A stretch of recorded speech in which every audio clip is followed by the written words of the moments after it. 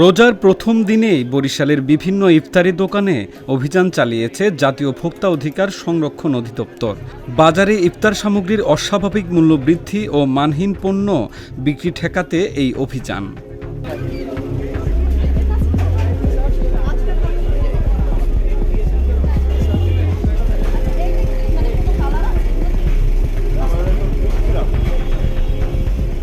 2 March বিকেল 4টায় বরিশাল নগরীর Bogura road সহ বিভিন্ন এলাকায় অভিযান পরিচালনা করে ভোক্তা অধিকার সংরক্ষণ অধিদপ্তর, সঙ্গে ছিল নিরাপদ খাদ্য অধিদপ্তর।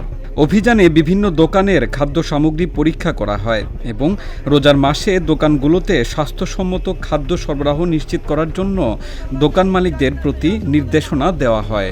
অভিযানে নেতৃত্ব দেন ভোক্তা অধিকার সংরক্ষণ অধিদপ্তরের বরিশাল বিভাগের সহকারী পরিচালক সুমিরানী মিত্র।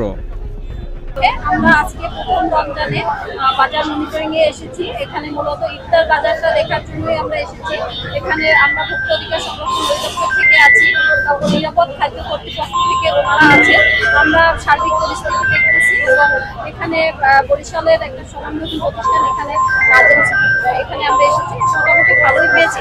তাদের বিরুদ্ধে কোনো ব্যবস্থা গ্রহণ করা হয়নি এবং আজকে যেভাবে পেয়েছে তাদেরকে সতর্ক করা হয়েছে ভবিষ্যতে যেন তারা এরকম ভাবেই থাকে।